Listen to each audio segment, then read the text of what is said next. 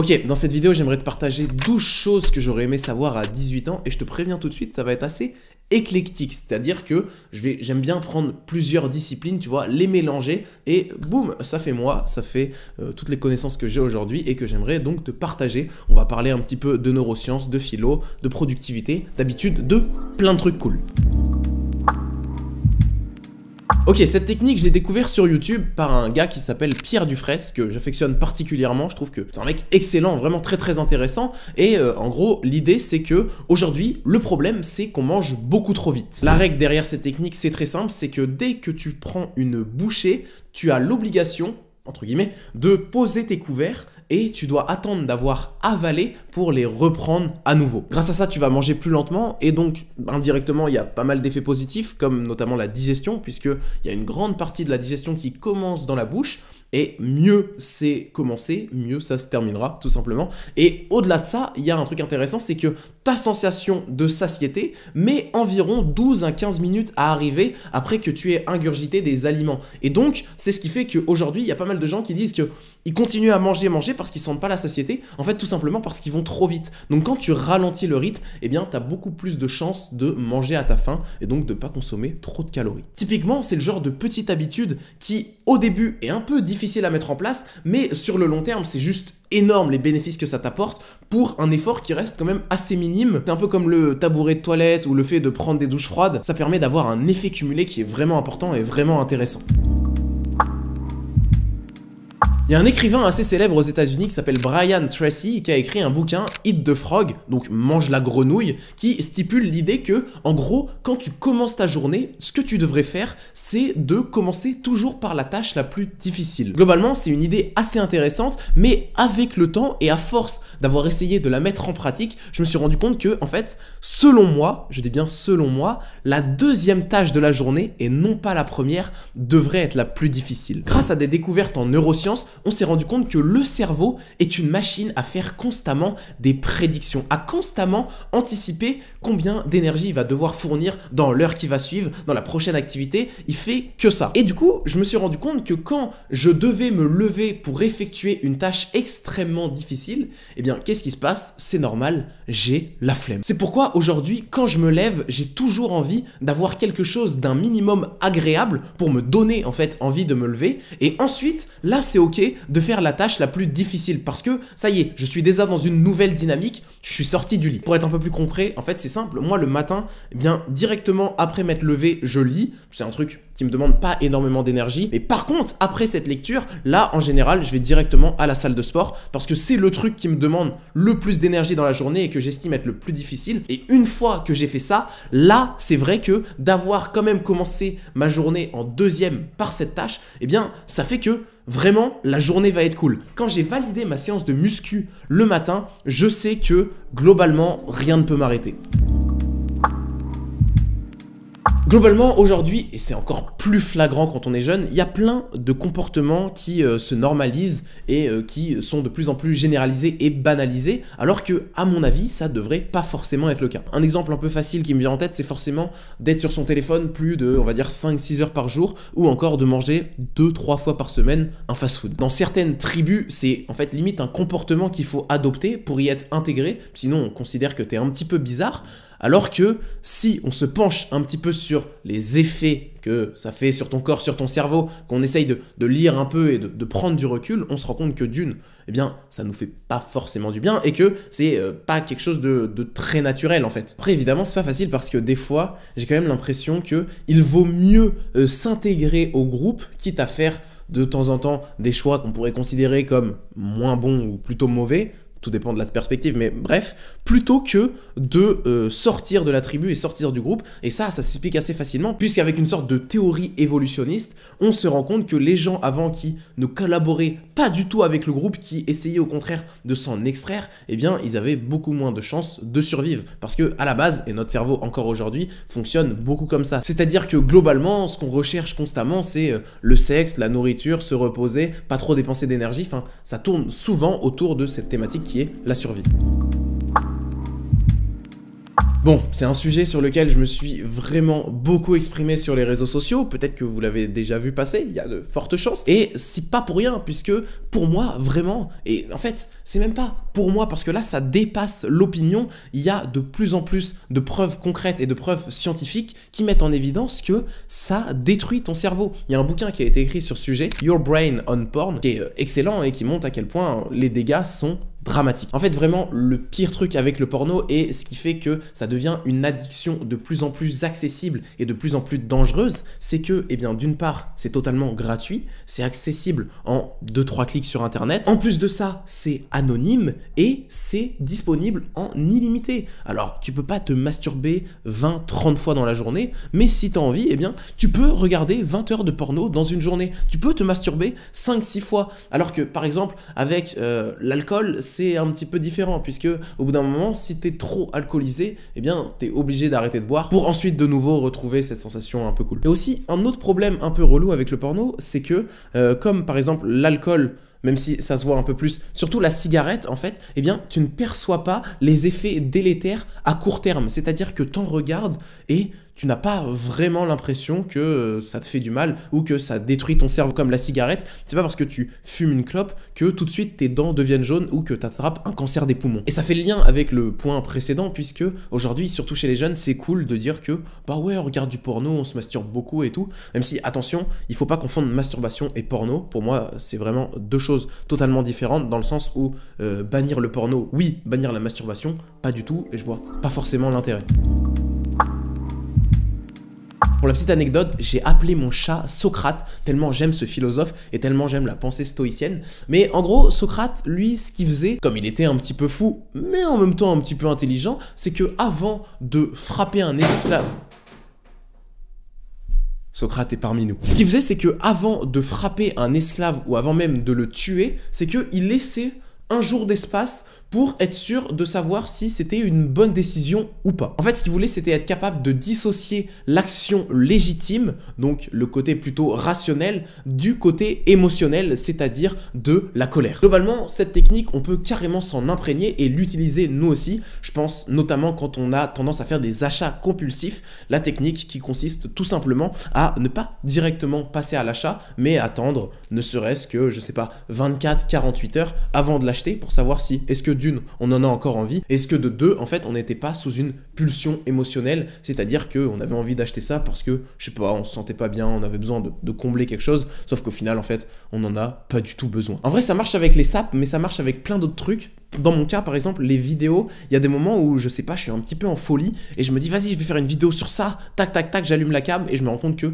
en fait, j'ai rien à dire ou que c'est une idée de merde, ou sinon la vidéo intéresse pas les gens parce qu'en fait, je suis allé un petit peu trop vite. J'ai pas pris assez de recul sur cette idée pour savoir si c'était une bonne idée ou pas. Et c'est d'ailleurs pour ça que, eh bien, je devais tourner cette vidéo hier, mais je me suis dit, je vais attendre encore un peu, d'être sûr que j'ai vraiment envie de la faire, d'être sûr que j'ai vraiment envie d'aller au bout.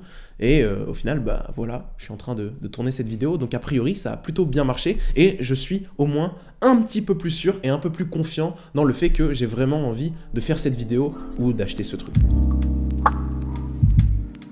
Bon, ça vraiment, c'est un concept qui me passionne, qui a d'ailleurs été développé par Nassim Nicolas Taleb, qui est aussi un écrivain vraiment très très passionnant, j'espère qu'il écrira des bouquins prochainement, qui s'appelle Via Negativa. En gros, le constat, il est assez simple, c'est qu'on se rend compte que c'est beaucoup plus efficace de retirer une mauvaise habitude, de retirer un mauvais comportement, de retirer un mauvais aliment, plutôt que d'en ajouter des nouveaux. Imagine que tu rentres dans une maison qui est en bazar, assez sale, il y a des trucs un petit peu partout, et bien au lieu de te dire comment est-ce que je peux faire pour l'améliorer et se dire qu'il faut rajouter de la déco, il faut mettre un peu plus de plantes, un peu plus de meubles, etc. Non, avant de faire ça, qu'est-ce qu'il faut faire? Il faut surtout commencer par la nettoyer, par enlever toutes les poussières, enlever tous les meubles qui sont dégueulasses, tous les trucs qui ne servent à rien. Et bien dans ta life, c'est un petit peu la même chose. Je pense que le concept de l'alimentation, c'est vraiment le plus parlant. Avant de vouloir commencer à manger plus de brocolis, manger plus de protéines, je sais quoi, commence surtout par retirer toute la merde qu'il y a dans ton assiette. Et en parlant d'assiette, intéressons-nous au 7e point.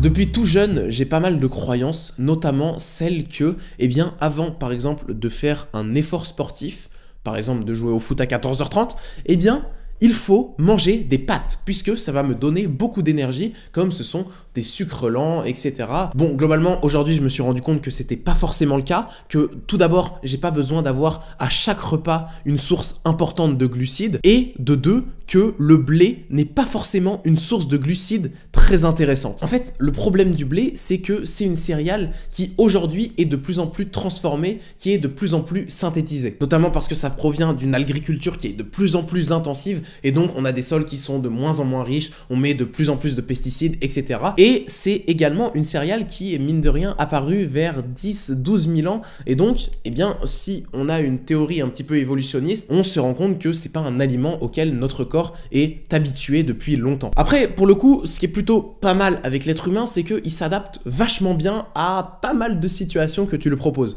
Tu décides de défoncer un muscle, une fibre musculaire, bim, pas de souci, il t'en reconstruit une plus grosse. Pour l'alimentation, il est capable aussi de faire pas mal d'ajustements. Pour autant, cette capacité d'adaptation, eh bien, elle a des limites. Et c'est pour ça qu'aujourd'hui, on a certaines personnes, par exemple, qui sont intolérantes au gluten. Je pense sincèrement que dans notre société, il y a vraiment beaucoup plus de gens que ça qui sont intolérants au gluten, mais par rapport à ce phénomène qu'on appelle d'habituation, c'est-à-dire que, eh bien, le corps, au début, quand il a reçu ça, il a trouvé ça chelou, il a fait comme il a pu, et il t'a envoyé des signaux, par exemple une mauvaise digestion, etc. Mais toi, tu les as pas forcément écoutés. Et donc, eh bien, à force de nouveau d'en renvoyer, eh bien, le corps, il décide en fait d'arrêter d'envoyer des signaux parce que ça te demande beaucoup trop d'énergie. Personnellement, je suis pas du tout intolérant au gluten, et depuis petit, je mange beaucoup de pâtes, beaucoup de pain, etc., comme un bon français. Mais depuis 6 mois, 1 an, eh bien, j'en mange de moins en moins, et il y a des périodes où j'en mange même pas du tout, et j'avoue que quand j'en reconsomme en grande quantité, par exemple quand je m'envoie une grosse pizza, eh bien, je sens que la digestion, franchement, elle est compliquée. Alors oui, c'est possible que ça soit pas que à cause de la pizza, puisque globalement, c'est des repas qui sont très riches, etc.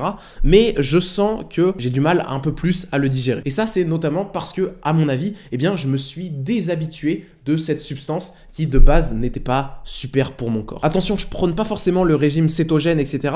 Je mange encore aujourd'hui beaucoup, par exemple, de glucides dans mon assiette, mais c'est juste que, à la place de manger, par exemple, des pâtes, surtout blanc, du pain, etc. Et bien à la place, j'ai remplacé par du pain à l'épeautre, du riz basmati, des lentilles, ou sinon je me fais souvent des repas aussi juste avec une bonne grosse dose de légumes et des protéines.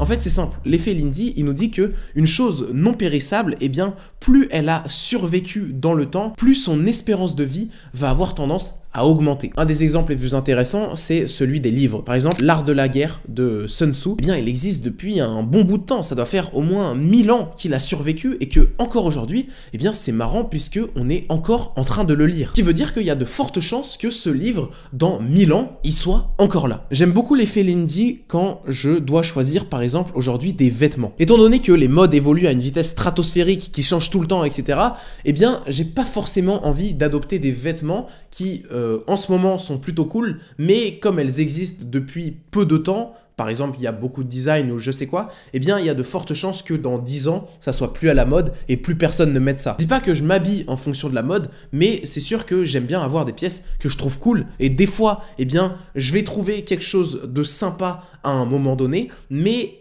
étant donné que je vais évoluer, que je vais grandir, eh bien il y a de fortes chances que je n'aime plus ces vêtements. Par exemple, ce pull en cachemire ou avoir une montre assez sobre, eh bien ça c'est quelque chose qui est porté depuis pas mal de temps, qui a résisté au temps et qui va sûrement continuer à être porté. Récemment, j'ai découvert un paradoxe assez marrant qu'on peut mettre en lien avec l'effet Lindy, c'est que plus un vêtement a de motifs et a une marque apparente, moins il y a de chances que tu la portes dans 5-10 ans. Voilà, c'est une petite théorie que j'ai développée, je sais pas ce que t'en penses, mais je trouve que, globalement, c'est assez vrai. C'est un philosophe qui s'appelle Avicenne qui a dit ça, et j'avoue que, eh bien, aujourd'hui, je me rends de plus en plus compte que, en fait, le but de la vie, c'est peut-être pas forcément d'être heureux, de vivre longtemps, c'est surtout de pouvoir être capable de profiter au maximum de toute la diversité qu'elle a à nous offrir. Ça, c'est dans La Tribu des mentors, un livre de Tim Ferriss que j'ai découvert cette idée. Je sais plus qui en parlait, mais j'ai trouvé ça vraiment très intéressant, puisque la personne disait en fait que la plupart des conseils que les gens te donnent, la plupart des recommandations qu'ils te font sont mauvais. Pourquoi? Parce que ils sont standardisés et ils sont pas du tout adaptés à ta situation. En fait, on entend souvent que ça serait bien de mieux manger, de faire plus de sport, de bouger plus, de travailler plus, de prendre plus de risques, etc. Mais dans la plupart des cas, eh bien, pour certaines personnes, ça va être vrai, mais pour d'autres, pas du tout. Travaille plus. Alors oui, peut-être, mais si toi, tu travailles déjà 70 heures par semaine, eh bien, peut-être pas. En vrai, ça, c'est le gros problème des réseaux, et moi, le premier, évidemment, c'est que, eh bien, quand tu partages quelque chose, ce n'est pas du tout personnalisé, et bien, pour plein de gens, c'est pas du tout adapté. Je parle de l'exposition au froid, j'ai par exemple parlé aussi du jeûne intermittent, même du jeûne long, eh bien, il y a pour certaines personnes des effets vraiment qui vont être cool, mais pour d'autres, eh bien, ils sont à une situation dans laquelle leur corps n'a pas forcément envie d'avoir ce supplément de stress, ce supplément de dépense d'énergie, et au contraire, pour eux, il leur faudrait la situation inverse. Il faudrait manger un peu plus parce qu'ils sont un peu trop maigres, ou il faudrait avoir beaucoup plus d'exposition au chaud parce qu'ils sont très frileux, même si là, c'est encore une autre histoire, parce que même si t'es frileux, au contraire, l'exposition au froid peut t'aider, mais bref, il n'y a pas forcément de bon ou de mauvais. Il y a simplement à se demander, est-ce que c'est juste, est-ce que c'est adapté? Au quotidien, on est confronté à deux types de choix. Soit on part sur un choix qui va nous offrir une gratification instantanée, donc par exemple aller sur les réseaux sociaux, regarder du porno ou encore manger du sucre, soit on va préférer la gratification différée. Même si évidemment c'est pas toujours soit noir soit blanc, manichéen, pas du tout, mais gratification différée, là ça va être par exemple de parler à cette caméra pour avoir un résultat, une vidéo finale qui sera produite dans seulement peut-être 2-3 jours. Autre exemple, faire une séance de sport qui va ensuite t'apporter une gratification qui sera par exemple celle de l'endorphine qui sera libérée après on va dire 30-45 minutes d'effort, et encore la sensation d'être bien, et même 10 ans plus tard, eh bien peut-être que toutes ces séances de sport vont t'apporter la capacité d'être en bonne santé. Pour gérer ce type de décision et ce type de choix, on a deux parties dans notre cerveau qui sont assez distinctes, avec d'un côté notre cortex plutôt préfrontal, donc lui qui va avoir tendance à raisonner beaucoup, à pas mal réfléchir, avec de l'autre côté ce qu'on appelle notre système limbique qui lui est beaucoup plus émotif, avec notamment une partie intéressante qu'on appelle le striatum. Ce striatum, c'est lui qui contrôle en partie la relâche de dopamine, ce neurotransmetteur qui nous pousse à agir en fait, et qui est en fait on a beaucoup tendance à croire que c'est l'hormone du plaisir, mais c'est pas exactement ça. La dopamine, c'est plutôt quelque chose qui nous pousse à aller vers, à faire quelque chose, à tendre vers une action. Et entre ces deux parties, donc cortex préfrontal et système limbique, on a quelque chose qui les relie, qui s'appelle le faisceau fronto-striatal. Maintenant, c'est là que ça devient intéressant, puisqu'en 2013, il y a un neuroscientifique qui s'appelle Jiska Piper qui a fait une expérience sous la forme du test du marshmallow. Pour ceux qui voient pas ce que c'est, le test du marshmallow, c'est très simple. Tu as un enfant et soit tu lui proposes de manger un marshmallow maintenant, ou soit tu lui dis que s'il attend et il est capable de ne pas le manger, eh bien dans 10 minutes, il en aura non pas un, mais deux. Le neuroscientifique soumet donc des enfants à ce style de test, et en même temps, avec un IRM, il mesure l'épaisseur du faisceau frontostriatal de ces enfants. Résultat de l'étude, on se rend compte que plus le faisceau est développé, plus ces enfants sont capables de différer la gratification. Et ça, c'est globalement une extrêmement bonne nouvelle, puisque ça veut dire que à force d'utiliser de plus en plus notre cortex préfrontal, de différer la gratification, eh bien plus notre faisceau frontostriatal, nous aussi, va s'épaissir, et plus ça va être facile de prendre ce genre de décision. Dans son livre Le bug humain, Sébastien Boller, il partage une étude qui montre que, en fait, dans un jeu style Monopoly, on se rend compte que les gens reçoivent une décharge de dopamine uniquement si la somme d'argent qu'ils perçoivent est supérieure à celle de leurs voisins. Au-delà de ça, on sait aussi que pour recevoir une décharge de dopamine, il faut que la récompense soit supérieure à celle qu'on a eue précédemment. En vrai, si aujourd'hui j'essaye de passer de moins en moins de temps sur les réseaux sociaux, c'est notamment pour ce phénomène, parce que je me rends compte à quel point, dès que je vais, notamment sur TikTok, eh bien, je compare la production de mes vidéos à celle des autres, et je me dis souvent que ce que je fais, c'est un peu de la merde. Alors que, eh bien, quand je regarde pas les autres vidéos, je me dis pas ça, parce que, eh bien, je compare simplement à peut-être ce que j'ai fait auparavant, Mais c'est tout, ça s'arrête là. Et dans une vidéo courte, il y a pas longtemps, je vous partageais une règle que j'ai inventée qui s'appelle la règle des 9 sur 10, qui consiste tout simplement à se comparer 9 fois sur 10 avec la personne que tu étais avant et 1 fois sur 10 seulement avec quelqu'un d'inspirant. Pour finir, encore un concept développé par Taleb, et oui, toujours, ce mec est vraiment excellent, et je pense sincèrement que c'est un des plus grands penseurs du 21e siècle. Alors, je sais pas comment est-ce que ça va évoluer dans le temps, et si ces ouvrages vont être soumis à l'effet Lindy de façon positive ou pas, on verra bien, mais ce qui est sûr, c'est que c'est vraiment un mec qui réfléchit beaucoup et qui est très intéressant. Le sophisme théologique, c'est tout simplement l'illusion de penser savoir qu'est-ce qu'on veut vraiment dans la vie et de penser aussi savoir où est-ce qu'on aimerait aller plus tard. Ce phénomène se manifeste notamment quand tu te fixes des objectifs où tu te dis « Ouais, dans 5 ans, j'aimerais bien avoir ci, ça, être ça, dans 10 ans, pareil. » Alors que, eh bien, on se rend compte, et moi vraiment le premier, que ça fait constamment que d'évoluer. Je n'ai jamais les mêmes envies, et peut-être qu'aujourd'hui, j'ai envie de faire des vidéos, de faire des trucs et tout sur les réseaux, mais peut-être que dans 2 ans, ça aura changé, et en fait, c'est ok. Paul Graham partageait dans un livre que j'ai lu de Robert Greene, Atteindre l'excellence, que en fait, selon lui, la qualité principale d'un entrepreneur qui contribuait à sa réussite, c'était sa souplesse d'esprit. En fait, c'est sa capacité d'un côté à être assez résilient et à s'adapter à chaque situation. C'est-à-dire que de base, tu as prévu ça, mais au final, ça ne se passera jamais comme tu l'as prévu. Pour autant, ça ne veut pas dire que tu ne dois pas faire de prédictions, mais c'est juste être capable de s'adapter lorsque celle-ci ne se passe pas comme prévu. Aujourd'hui, les plus grosses projections que je fais, elles sont seulement sur 90 jours. C'est-à-dire que au-delà de ça, je suis totalement conscient que ça ne sert à rien de faire des prévisions et d'avoir des objectifs, puisque je sais, et j'ai bien compris, même si des fois j'ai du mal à l'admettre, que eh bien, mes envies auront changé. J'aurai sûrement envie de faire d'autres trucs. Bon voilà les amis, c'est la fin de la vidéo. Je peux vous dire que c'était un challenge physiquement, puisque ça fait longtemps. Ça fait combien de temps? 50 minutes que je parle devant la cam. Waouh! Je suis très curieux les amis d'avoir en retour vos commentaires concernant les choses que vous auriez aimé savoir plus tôt, peu importe l'âge, hein, que tu aies 20, 30, 40 ans, juste dans ta situation actuelle, qu'est-ce que tu aurais aimé savoir un peu plus tôt? Je pense que ça peut être vraiment intéressant. Et sur ce, j'espère vraiment que la vidéo vous aura plu et je vous dis à bientôt, peut-être pour un nouveau format long, qui sait. Ciao!